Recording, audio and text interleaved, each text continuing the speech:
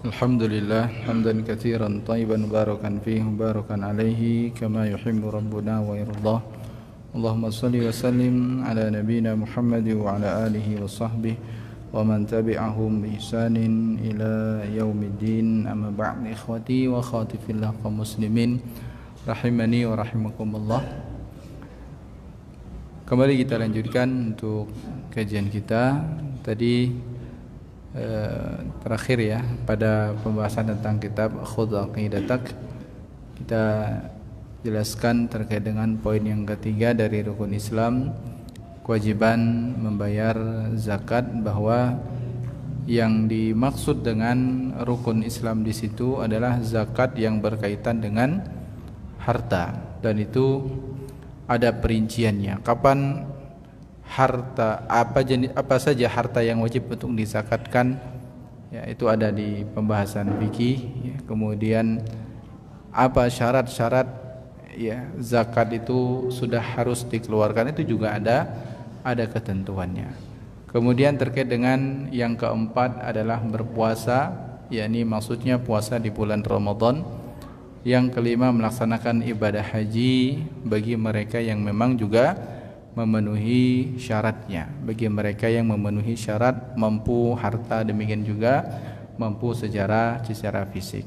Dan yang juga wajib untuk kita yakini terkait dengan rukun Islam tadi, syariat Allah Subhanahu wa taala secara umum semuanya mudah. Semuanya mudah.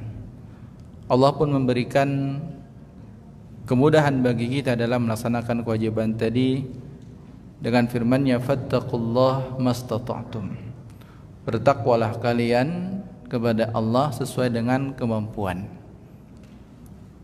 Jadi dalam melaksanakan ibadah salat, mampunya kita dalam artian mampu melakukan ininya, ya, salatnya. Ada yang tidak mampu berdiri sempurna, dia masih bisa duduk. Tidak bisa duduk, kemudian dia masih bisa berbaring.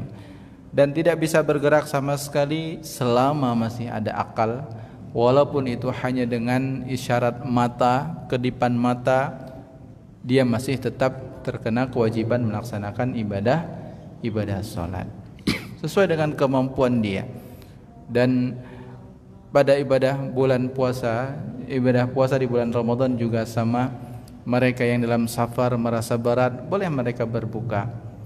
Demikian juga pada pelaksanaan ibadah haji, ada, ya, kriteria, ada hal-hal yang, ya, intinya walaupun berat di satu sisi, tapi tidaklah Allah Ta'ala wajibkan itu pada semua, bagi yang mereka mampu saja. Ya, pada ibadah haji tadi Allah jelaskan juga man istata'a ilaihi sabila, bagi yang mampu secara harta maupun secara fisiknya. Dan itu sebagai kata kunci terkait dengan perintah, kerjakan sesuai dengan kemampuan kita. Sesuai dengan kemampuan kita. Tapi kalau kita dapati larangan-larangan dalam syariat, maka tinggalkan. Wa ma nahaitukum anhu fajtanibu. Pokoknya tadi, ya, kata kuncinya kalau perintah udah praktekkan. Prakteknya bagaimana sesuai kemampuan. Pahamnya salat, dia mungkin belum benar salatnya, tapi tetap salat. Bahkan orang yang baru masuk Islam kan belum tahu dia salat, tetap dia salat sesuai kemampuan. Bacaannya bagaimana? Ya udah ajarin saja tasbih dia. Baca saja subhanallah, alhamdulillah awalnya, tapi tetap belajar, ya. Sesuai dengan kemampuan. Dari gerakan juga puasa. Ini kalau kita berbicara perintah-perintah dalam syariat, yuridullahu bikumul yusra wa la yuridu bikumul usra. Allah inginkan kemudahan bagi kalian. Mudah semua. Dan yang sangat memudahkan kita dalam melaksanakan syariat itu kalau kita tahu ilmunya, ya. Kenapa orang itu berat melaksanakan ibadah salat puasa? Karena ilmunya enggak ada. Dia enggak tahu kalau pada ibadah salat ada pahala yang besar, pada ibadah puasa, pada zakatnya, pada hajinya. Sehingga kecenderungan dia terhadap hartanya, jiwanya itu lebih dia utamakan daripada cinta kepada Allah Subhanahu wa taala, yang kemudian apa?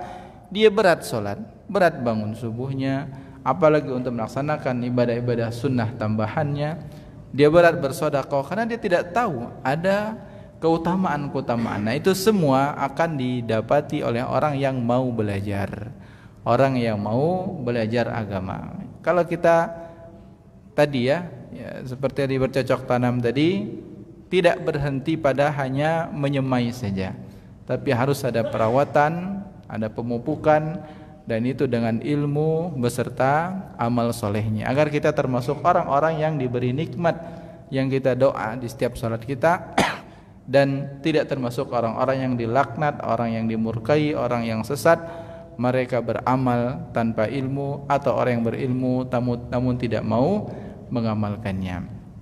Berkaitan dengan masalah ilmu sebagai sebab seseorang dimudahkan beribadah agar dia merasakan kenikmatan dalam beribadah, maka ilmu ini tidaklah didapat begitu saja. Innamal ilmu bitta'allum. Yang namanya ilmu itu dengan belajar. Enggak ada istilahnya orang tiba-tiba dewasa langsung jadi ulama, enggak ada. Rasul saja belajar kok. Nabi saja belajar, beliau belajar kepada siapa? Jibril alaihissalam. Di bulan Ramadan beliau setoran, dicek lagi bacaan Qur'annya. Beliau belajar, sahabat mereka juga belajar. Jadi nggak ada istilah tiba-tiba dia langsung jadi ulama, nggak ada riwayat pendidikannya tiba-tiba dia mungkin berfatwa masalah agama. Enggak, bukan seperti itu. Ilmu itu bitta'allum, dengan ada proses belajarnya. Dan proses ini membutuhkan kesabaran, ya. Karena apa? Kita menuntut ilmu itu sedang beribadah, sedang melakukan sesuatu yang diridhoi oleh Allah, dan itu adalah perkara yang dibenci oleh iblis, dibenci oleh syaitan. La ughwiyannaka dan syaitan berjanji, ya, dia berjanji ketika telah terus dari surga, aku akan menyesatkan mereka semua. Dan syaitan akan selalu hadir pada setiap keadaan kita. Makanya yang menjadi faktor utama kita jadi malas ibadah, demikian juga dalam menuntut ilmu kurang bersemangat, syaitan pertama kali. Makanya Allah ingatkan, inna syaitana lakum aduun fattakhidhuhu aduwa. Syaitan itu musuh bagi kalian, jangan jadikan dia sebagai maka jadikanlah dia sebagai musuh kalian. Wala tattabi'u khutuwati syaitan, jangan ikuti perbuatan-perbuatan, langkah syaitan. Jadi kita selalu ingat syaitan hadir menghalangi kita. Sehingga bagaimana cara agar syaitan itu selalu menjauh dari kita? Syaitan itu kan al-khannas, min syarril waswasil khannas. Dia itu bersembunyi. Dia apa maksudnya bersembunyi? Dia itu akan menjauh dari seorang muslim yang banyak mengingat Allah, yang banyak berzikir, dia akan lari. Tapi kalau seorang yang lalai dari mengingat Allah, akan mudah dikelabui oleh syaitan. Istahwadha alaihimus syaitan fa'ansahum dzikrallah. Orang kalau sudah dikuasai oleh syaitan, pasti mereka dijadikan lupa mengingat Allah Subhanahu wa taala. Maka kita kuat zikirnya. Maksud zikir gimana?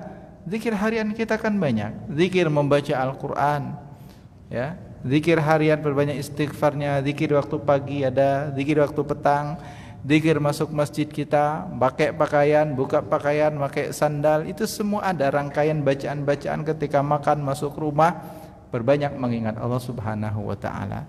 Ada pada sebagian aktivitas, ada sunnah-sunnah yang perlu kita ucapkan, itu zikir. Dan ada pada kondisi mutlak, kita boleh berzikir sebanyak-banyaknya, mau istighfar sebanyaknya, mau bertasbih silakan, ya. Itu agar kita dijauhkan dari syaitan. Kemudian juga banyak berdoa kepada Allah Subhanahu wa taala agar diberikan kesabaran, kekuatan di dalam menuntut ilmu ini. Dan faktor-faktor lain yang menghambat seseorang dari menuntut ilmu ini nanti juga akan kita bahas dalam adab dan akhlak para penuntut ilmu. Karena demikian, orang yang beriman, dia mengaku beriman kepada Allah, akan diuji. Namun yakinlah, walladzina jahadu fina lanahdiyannahum subulana. Allah berjanji orang yang memang dia sungguh-sungguh jahadu fina, memang dia pengen nyari benar, pengen bisa ibadah, ya, dengan benar, maka Allah akan berikan hidayah. Jadi memang kita butuh kesungguhan. Benar beda? Apa hanya ngel-ngel bae datang duduk, tapi ini niatkan kita ya hadir di majelis ilmu, kita beribadah, kita berdoa yakin pengen Allah Ta'ala berikan hidayah petunjuk. Karena apa? Umur kita tidak panjang. Setelah ini entah siapa yang duluan di antara kita, dan modal utama kita adalah umur ini. Maka gunakanlah untuk beribadah, untuk kita ya memperbanyak bekal menuju akhirat kelak. Kaum muslimin rahimani rahimakumullah. Materi selanjutnya adalah kitab Adab dan Akhlak Menuntut Ilmu karya Ustadzuna Yazid Ibn Abdul Qadir Jawas hafizahullahu taala. Di kitab ini beliau ya, beliau awali muqaddimah, kemudian menyebutkan keutamaan, dan beliau lanjutkan dengan adab-adab yang harus diperhatikan oleh seorang penuntut ilmu terhadap dirinya sendiri.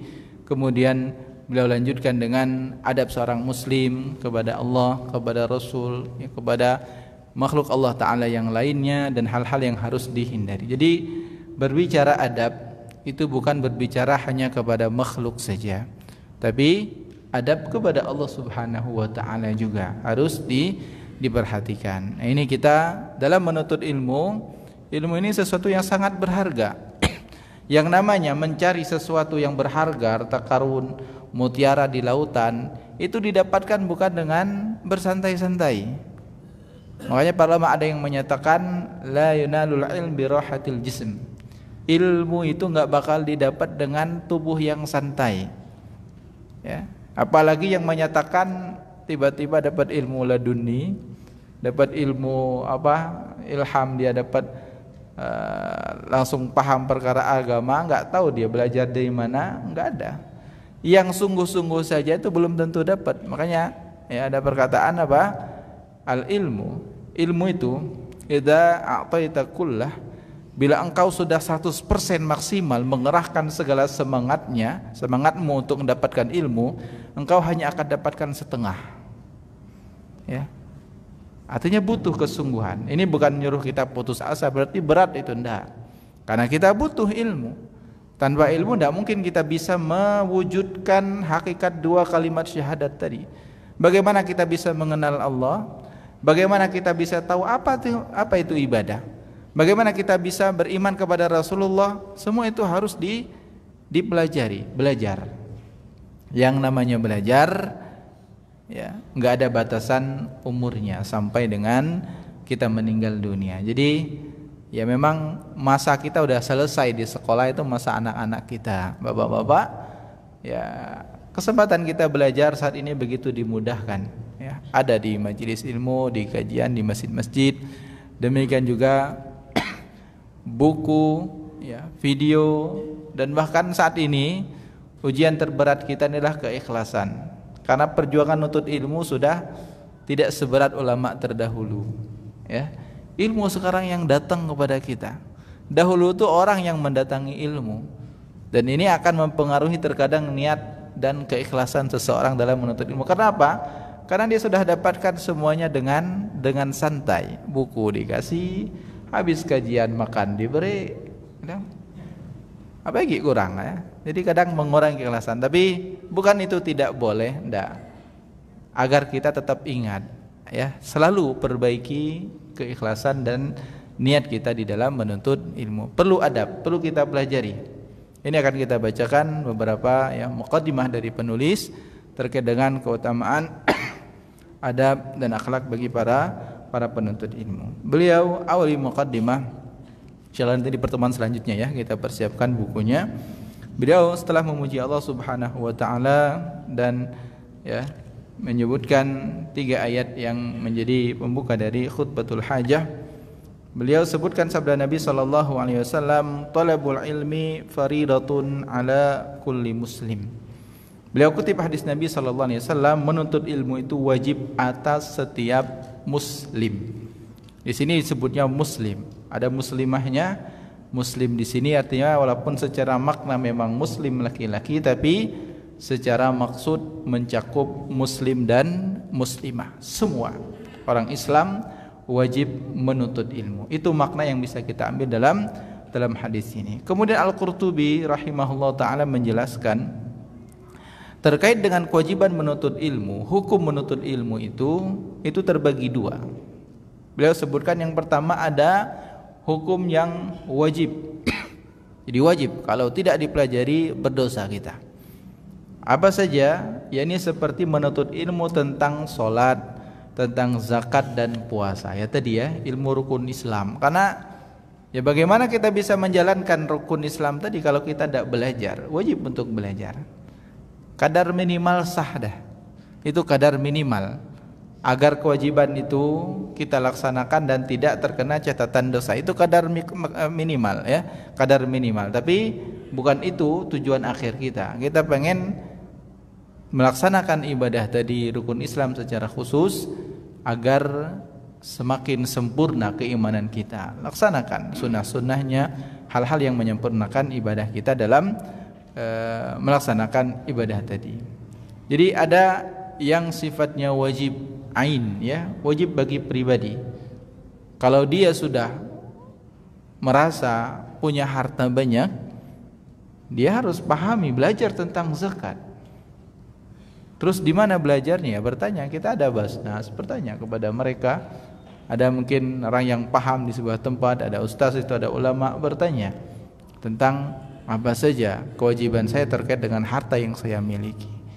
Sudah tiba dia melaksanakan ibadah haji, tiba antriannya, tiba gilirannya, maka ikuti kegiatan manasik, belajar. Apalagi ibadah haji yang itu cuma mungkin sekali seumur hidup dia, tidak mungkin berulang lagi. Dan perjuangan ke sana begitu berat, ya, meninggalkan keluarga dan begitu banyak jamaah haji yang mereka lalai dari memperdalam tentang manasik hajinya. Akhirnya apa? Melaksanakan ibadah haji hanya sekedar ini saja ya, formalitas, dan itu banyak didapati kaum muslimin yang akhirnya mereka tidak melaksanakan ataupun tidak merasakan, padahal pada sebuah ibadah itu ada kelezatan, ada kenikmatan. Ini semua sebabnya karena ilmu tadi, mereka yang tidak paham tentang hal-hal yang wajib. Jadi ini kalau berbicara menuntut ilmu itu wajib dalam kategori ilmu agama, ilmu yang kita diwajibkan untuk mempraktekkannya. Ada yang sifatnya wajib seperti ibadah harian tadi yang menjadi kewajiban pribadi, dan ada kedua yang hukumnya fardu kifayah. Ya, fardu kifayah yakni apa? Hanya menjadi kewajiban tertentu saja, tidak semuanya. Kalau ada satu yang memahami, yang belajar, berarti gugurlah bagi yang lainnya. Seperti apa? Ya, ilmu tentang pembagian berbagai hak disebutkan penulis, tentang pelaksanaan hukum, ya, cara mendamaikan orang yang bersengketa dan semisalnya. Ada fardu kifayah, ilmu tentang misalkan ini ya, pengurusan jenazah. Nanti ketika itu nanti dilakukan oleh seseorang itu sudah mencukupi. Dalam artian juga di sini bisa menjadi fardu kifayah ilmu bahasa Arab, bisa jadi seperti itu. Apa hukum belajar bahasa Arab? Bisa fardu ain, bisa wajib ain, bisa fardu kifayah. Kapan fardu ain, wajib ain? Kalau dia sebagai seseorang yang dituntut untuk mengeluarkan fatwa, untuk menyampaikan masalah agama, dia wajib belajar bahasa Arab, karena tidak mungkin dia memahami Al-Quran, memahami hadis Nabi, memahami kitab-kitab para ulama, itu semua berbahasa Arab. Mengandalkan buku terjemahan itu tidak akan maksimal, bisa jadi dia akan salah dalam memahami masalah agama dan kemudian akan salah dalam berfatwa. Tapi itu kan kewajiban bagi orang tertentu saja. Mereka yang diamanahi mengurusi masalah agama, kehidupan beragama di masyarakat, maka bisa jadi menjadi kewajiban bagi mereka mempelajari seperti ilmu bahasa Arab. Tapi dalam kondisi ya fardu kifayah, artinya ya, ini masyarakat semuanya nggak ada yang paham, maka harus ada satu di antara mereka yang agar nanti apa, dia yang bisa mengajarkan, karena tujuan dari belajar bahasa Arab adalah untuk memahami perkara agama ya, karena nas Al-Quran dan hadis Nabi semua berbahasa Arab. Demikian juga ilmu tentang warisan, misalkan ilmu tentang peradilan, hal-hal yang itu untuk mencakup maslahat masyarakat harus ada di antara mereka. Satu, ini kalau kita berbicara hukum mana yang wajib ain, mana yang fardu kifayah. Ya kalau kita kembalikan kepada perkara agama yang menjadi kewajiban pribadi, maka wajib ya untuk dia pelajari. Demikian juga orang mau menikah, bisa menjadi fardu ain baginya untuk mempelajari tentang fikih pernikahan. Apa saja yang menjadi hak dan kewajiban dia selaku seorang suami dan istri. Nah, ini sangat penting sekali. Jadi ada di mana ibadah yang memang itu sudah menjadi kewajiban kita, maka di situ wajib bagi kita untuk mempelajarinya agar sah, agar kita tidak tercatat dosa ketika kita melalaikan ibadah-ibadah tersebut. Dan ada yang sifatnya fardu kifayah. Namun yang fardu ain tadi yang harus kita kejar, dan secara khusus rukun Islam lah. Dan yang menjadi rutinitas harian kita ada 3 rukun, yang mungkin 2 rukun secara umum ini pasti terkena, yakni 2 kalimat syahadat dan ibadah salat itu harus benar-benar dipahami. Adapun puasa Ramadan kan hanya ada momennya ya di bulan Ramadan. Zakat juga tidak semua orang memiliki kelebihan harta. Haji pun juga tidak semua orang bisa melaksanakannya. Tapi bagi mereka yang sudah tiba waktunya, dan tentunya sebelumnya harus mempersiapkan diri ilmunya agar tidak salah di dalam menjalankan syariat Allah Subhanahu wa taala. Beliau kemudian melanjutkan, ketahuilah menuntut ilmu adalah suatu kemuliaan yang sangat besar dan menempati kedudukan tinggi yang tidak sebanding dengan amal apapun. Laki-laki dan wanita diwajibkan menuntut ilmu, yaitu ilmu yang bersumber dari Al-Quran dan As-Sunnah. Karena dengan ilmu yang dipelajari, mereka akan dapat mengerjakan amal-amal saleh yang dengan itu akan mengantarkan mereka ke surga. Jadi belajar agama ini, agama kita agama yang ada petunjuknya, ya. Agama yang tidak dibangun berdasarkan akal, enggak. Agama kita agama dalil, agama berdasarkan wahyu. Dan ilmu itu, wahyu tadi sudah terkumpul di Al-Quran, kemudian juga hadis-hadis Nabi sudah dibukukan. Hanya saja kita ini kan masyarakat yang ya, jauh dari mata air ilmu tadi ya, sudah jauh zamannya dengan Rasulullah. Bahasa kita tidak berbahasa Arab, kita tidak bisa memahami perkara agama langsung baca Al-Quran langsung paham enggak, baca hadis langsung paham enggak. Kita butuh penjelasan-penjelasan. Kemudian para ulama membuat konsep-konsep ilmu dari Al-Quran diringkas. Ini khusus bahas tentang fikihnya. Kemudian dari hadis juga diringkas, dirangkum hadis-hadis tentang hukum fikih, hadis-hadis tentang akidah, hadis-hadis tentang sejarah Rasulullah. Dan kemudian kita dapat di saat ini begitu banyak disiplin ilmu, macam-macam ilmu. Ilmu akidah itu asalnya memang semua satu di Al-Quran dan Sunnah Nabi tadi. Dan ini bentuk penjagaan dari Allah Subhanahu wa taala kepada terhadap agama ini, adanya para ulama yang menjadi pewaris para nabi. Mereka konsepkan awalnya baca Al-Quran ya sudah talaqi bersama Rasulullah, tapi karena ada kesalahan-kesalahan dibuatlah konsep ilmu tajwid. Nah, ini cara belajar membaca yang benar seperti ini. Jadi ini maslahat ya, adanya ilmu nahu dan konsep-konsep ilmu yang ada. Kita belajar fikih selama, tapi belajar fikih, belajar akidah selama yang terkonsepkan di buku tersebut sumbernya jelas, ada dalilnya, maka itu yang bisa untuk kita pelajari. Karena tidak semua buku kita baca. Mungkin ada buku akidah, tapi ya, dasarnya adalah logika. Dasarnya adalah berdasarkan akal. Ya, ini tidak bisa untuk kita terima.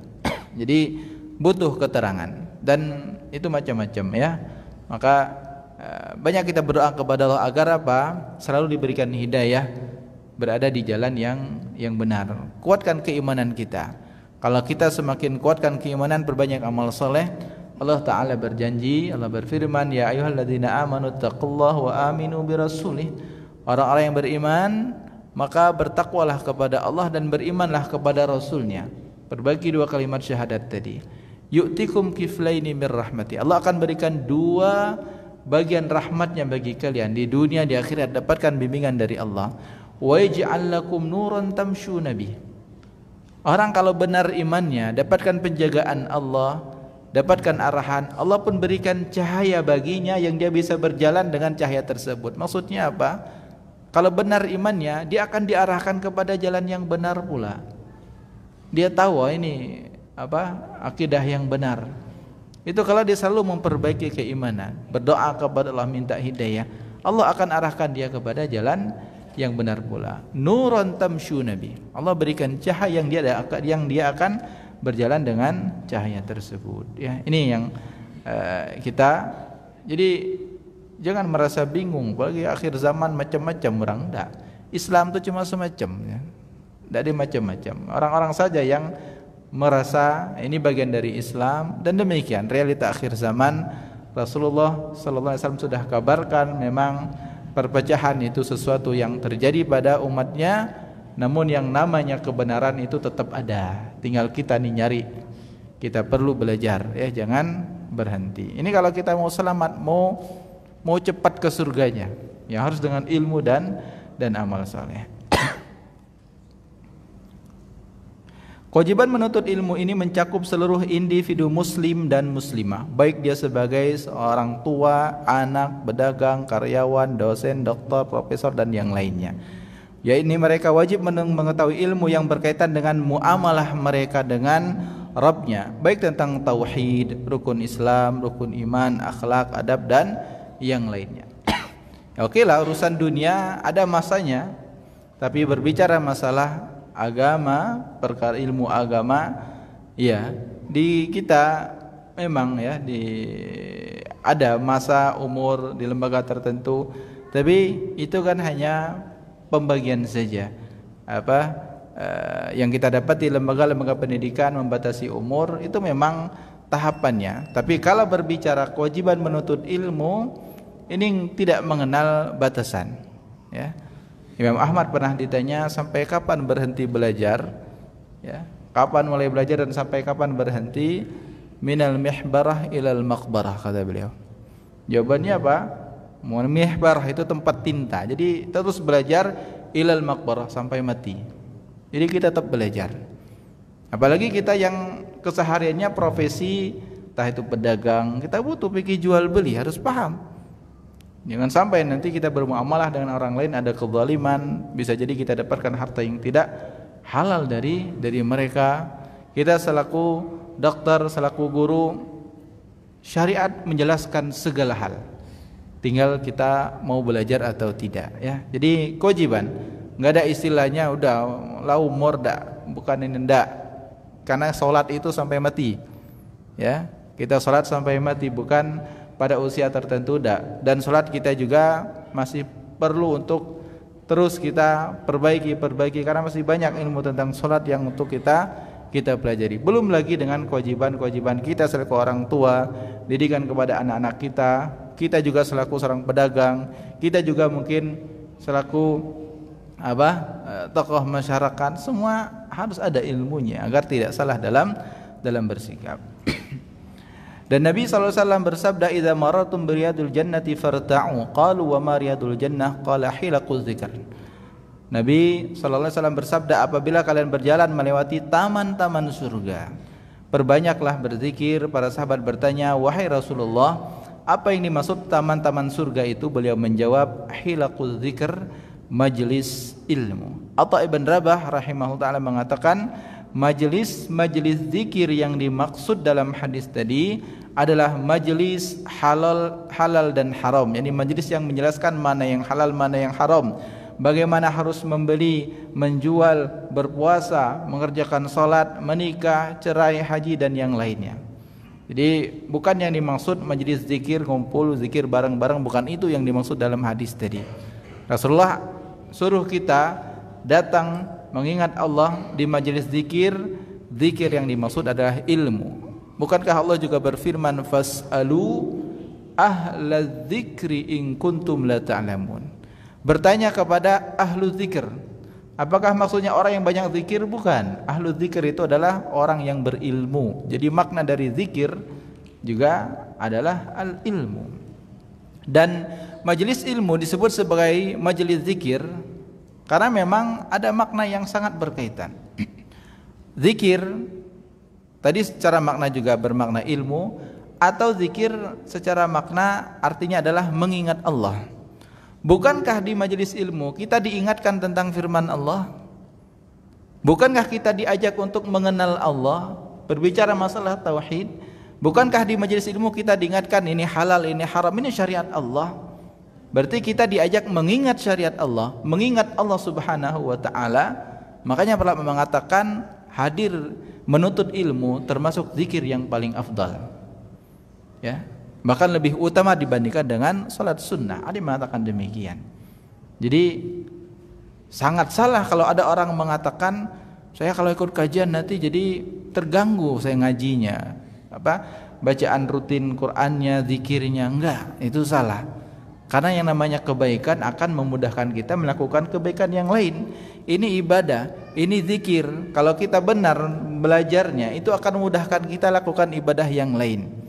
Tapi kalau kita ternyata sering ikut kajian, kemudian pada sunnah-sunnah yang lain kita lalaikan, berarti ada yang salah dari niat kita, salah dalam menuntut ilmunya. Ada adab, ya. Kalau kita naik kendaraan jadi penumpang tidak tahu peraturan di dalam itu seperti apa, kita tidak tahu etikanya, akhirnya apa? Kita bukan selamat yang kita dapatkan, tapi marah bahaya. Jadi ini pentingnya kita mempelajari tentang masalah adab, masalah akhlak. Dan keutamaan majelis ilmu tadi, Rasulullah misalkan majelis ilmu itu adalah taman-taman surga, ya, taman surga. Namun diingat halaqah zikir yang dimaksud. Demikian juga yang ada hadis, ya, majtama qaumun fi baitin min buyutillah yatluna kitaballah wa yatadarasunahu bainahum. Mereka yang berkumpul di rumah Allah membaca Al-Qur'an, ya, kemudian mengajarinya, mempelajarinya. Masuk di dalamnya adalah, ya, orang yang kajian-kajian yang biasa kita laksanakan. Kalau kajian itu memang bahas Al-Qur'an, bahas hadis.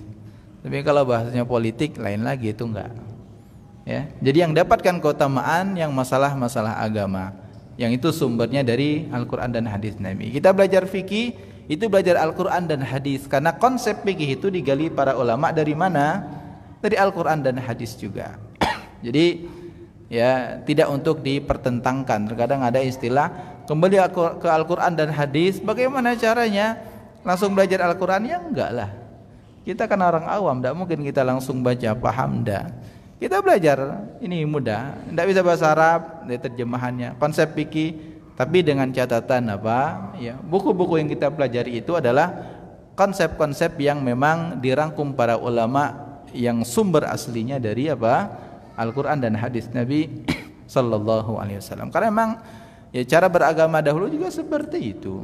Cuma karena, ya, semakin jauh dari masa Rasulullah, ibarat air tadi, ya, mata air tidak semakin jauh, ya, makin keruh lah. Hal yang sangat wajar. Jadi manusia perlu untuk ya, benar-benar cara mengajarnya itu tidak seperti orang dahulu. Para sahabat sampaikan ayat mereka paham. Adapun saat ini butuh penjelasan. Ya, ini yang hal yang berbeda. Tapi kembali tadi kepada keutamaan, ya, untuk kita ingat-ingat Rasulullah mengajak kita untuk singgah, artinya hadir di majlis-majlis ilmu yang menjadikan kita mengingat Allah Subhanahu wa ta'ala. Tapi ini muqaddimah yang beliau sampaikan terkait dengan, ya, menuntut ilmu, dan beliau lanjutkan terkait dengan keutamaan dari mempelajari adab-adab dalam menuntut ilmu. Keutamaan adab, ya, karena tadi ini ilmu ini kan berbicara keberkahan, agar memberikan manfaat bagi kita, agar bisa membuahkan amal. Dan itu tadi ilmu sesuatu yang berharga dan tidaklah didapatkan dengan bermalas-malasan. Dan yang namanya sesuatu yang berharga, kita akan tempatkan di tempat yang istimewa pula. Kita akan tempatkan di tempat yang istimewa pula. Maka ini harus kita perhatikan. Perlu memperbaiki hati kita, jauhkan dari hasad, iri, dendam, ataupun mungkin tidak suka kepada teman kita. Enggak bisa seperti itu. Para penuntut ilmu, hati mereka harus lapang, ya, tidak memendam rasa benci, dendam kepada sesama. kita muslim, kita mukmin, semua kita salah, semua kita berdosa. Ya, ini perlu untuk kita pelajari, untuk kita sadari adab-adab dalam menuntut ilmu, terlebih saat ini ujiannya berat tadi. Ilmu yang datang kepada kita, ikhlas sudah mulai tergoda. Belum lagi dengan tantangan-tantangan yang lain. Ini semua terkadang akan mengurangi nilai keberkahan ilmu yang kita dapatkan. Tapi kita kutip saja beberapa hadis berkenaan dengan pentingnya adab. Rasulullah sallallahu alaihi wasallam bersabda, "Innama bu'istu liutammima shalihal akhlaq." Aku diutus, kata beliau, untuk menyempurnakan akhlak yang mulia. Ada memang akhlak-akhlak yang baik pada Arab jahiliyah terdahulu, kedermawanan mereka, tapi ada akhlak-akhlak yang patut dan untuk disempurnakan adab mereka kepada Allah Subhanahu wa taala. Jadi berbicara tentang adab, berbicara tentang akhlak, itu berbicara tentang tugas Rasulullah SAW diutus. Jadi ini penting berbicara tentang masalah adab. Dan beliau juga bersabda, "Ma syai'un athqala fi mizanil mu'min yaumal qiyamati min khuluqin hasan wa innallaha la yubghidul fahishal badi." Tidak ada sesuatu pun yang lebih berat dalam timbangan seorang mukmin pada hari kiamat kelak daripada akhlak yang baik. Keutamaan akhlak yang baik itu memberatkan timbangan seseorang nanti ketika proses penimbangan amal. Dan sesungguhnya Allah Subhanahu wa taala sangat membenci orang yang suka berkata, berbicara keji dan kotor, apalagi penuntut ilmu. Kesehariannya mendengar Al-Qur'an, membaca Al-Qur'an, mendengarkan hadis, tapi kalau ketemu orang tua, Masya Allah, ya, kasar. Baru belajar sebentar udah sombong.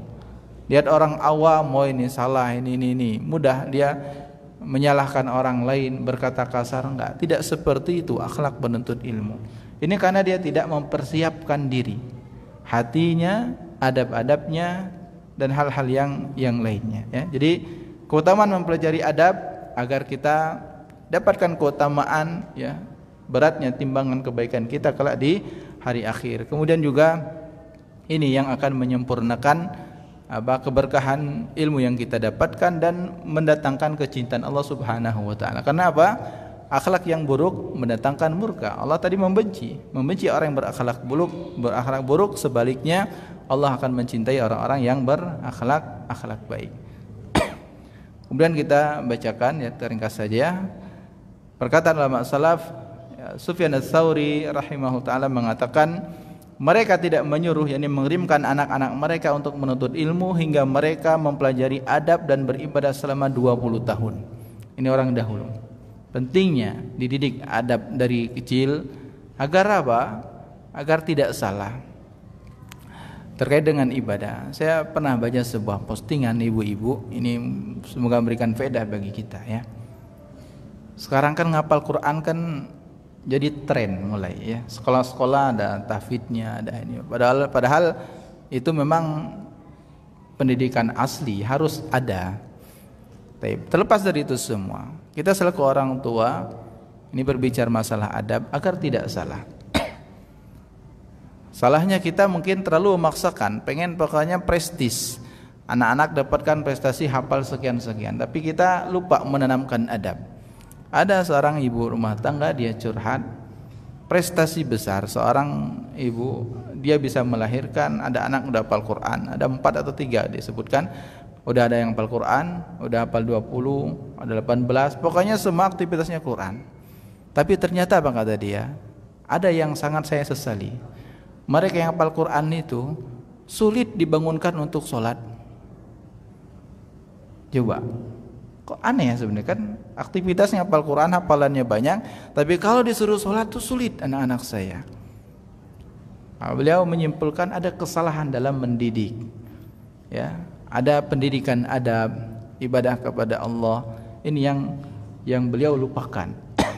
Beliau jadikan agar apa? Beliau sampaikan itu agar jadikan pelajaran kita selaku orang tua. Ya, bukan target wajib harus waktu pokoknya sebelum balik harus hafal Quran, enggak mesti, ya. Kadang ngapal Quran itu nuntut ilmu, pokoknya yang penting selama kehidupan kita dekat dengan Quran. Para sahabat juga ada hafal Quran mereka bertahun-tahun. Ibnu Umar kalau salah sebutkan hafal Al-Baqarah itu sampai 18-10 tahun, itu lama. Tapi intinya apa?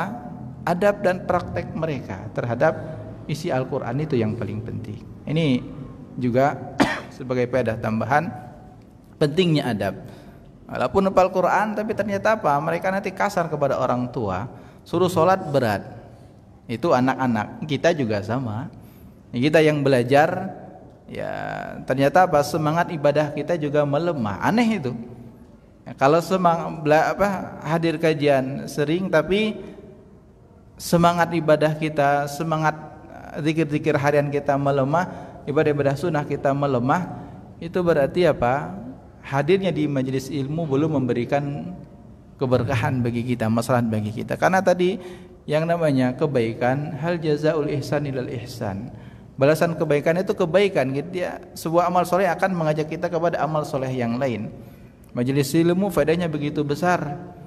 Semua makhluk Allah di langit dan di bumi, hattal hitanu fil bahar, ikan di lautan itu semuanya sedang memintakan ampun kepada orang yang sedang menuntut ilmu. Jadi keagungan. Maka Ibn Qayyim mengatakan, kalau salah, cukuplah yang menjadi keistimewaan penuntut ilmu. Kalau berbicara keutamaan menuntut ilmu, cukuplah satu keutamaan mereka apa? Mereka itu dekat dengan malaikat. Bukankah kita ini ya, ada hadis yang hadir di majelis ilmu, malaikat hadir. Malaikat mengepakkan sayapnya, ridham bima yatlub, ridho dengan apa yang mereka lakukan. Cukuplah keutamaan itu. Para penuntut ilmu ini bukan cuma yang hadir di sekolah, enggak. Khusus di masjid juga sama. Majelis ilmu, walaupun itu mungkin majelisnya di rumah atau majelis mungkin dia di tempat lain, selama itu aktivitas menuntut ilmu, apalagi di rumah Allah Subhanahu wa taala secara khusus, maka ini ya akan dapatkan keutamaan. Mereka sedang dimintakan ampun oleh makhluk Allah Subhanahu wa taala. Nah, kita kalau yang kesehariannya selalu seperti itu tapi ternyata tidak memberikan efek positif terhadap ibadah kita yang lain, maka perlu untuk kita cek kembali niat dan keikhlasan kita. Barangkali juga tadi ada adab kepada guru kita, adab kepada buku juga, adab masuk masjid tempat kita nuntut ilmu. Itu semua akan mempengaruhi ya. Jadi insyaallah nanti akan kita ya jelaskan satu persatu di buku ini, dijelaskan adab kepada guru, kepada teman dan yang lainnya. Kemudian perkataan Muhammad ibn Sirin rahimahullah ta'ala, mereka ini salafus saleh mempelajari petunjuk Nabi ini tentang adab sebagaimana mereka belajar ilmu. Jadi belajar halal haram juga demikian, kita mempelajari adab hal yang sangat penting. Namun jangan dibatasi. Makna adab itu bukan hanya kepada makhluk saja. Kalau kita berbicara adab menuntut ilmu, semuanya. Adab kepada Allah, cara kita beribadahnya, keikhlasan kita, adab kepada hal-hal yang berkaitan dengan ilmu, gurunya, tempatnya, bukunya, temannya. Semua. Ini juga harus ada yang kita pahami. Kepada guru baik, kepada teman jahat. Dia benci ya, dia benci kepada teman. Kalau teman itu dia cepat ngapal, ngapa dia terus gitu kan? Kalau teman dia bisa makin dekat dengan guru, dia enggak suka dengan orang itu. Enggak, kita harus bersih hati kita dari hal-hal yang seperti itu. Kepada buku juga sama, dan kepada tempat majelis ilmu juga untuk kita hormati. Kita di masjid Allah Subhanahu wa taala. Kita di tempat ini perlu masuk masjid ada adabnya. Kaki yang mana dulu, doanya apa? Di sini juga yang kita bicarakan dunia atau akhirat, semua ada yang perlu untuk kita perhatikan.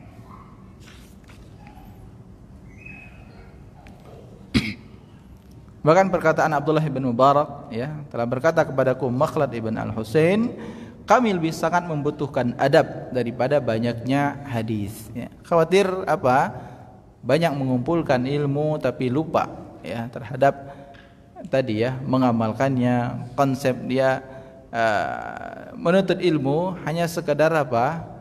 Untuk pamer saja. Karena apa? Al ilmu ma nafa' wa laisa majtama'. Kata para ulama, ilmu itu apa yang bermanfaat, bukan banyak yang dia hafal. Hafal Quran, hafal hadis tapi tidak memberikan manfaat bagi dirinya, tidak membuahkan amal, juga tidak menjadikan dia baik kepada yang lainnya.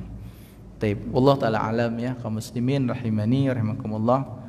Barangkali ini yang bisa untuk kita sampaikan sebagai muqaddimah untuk kitab adab dan akhlak penuntut ilmu.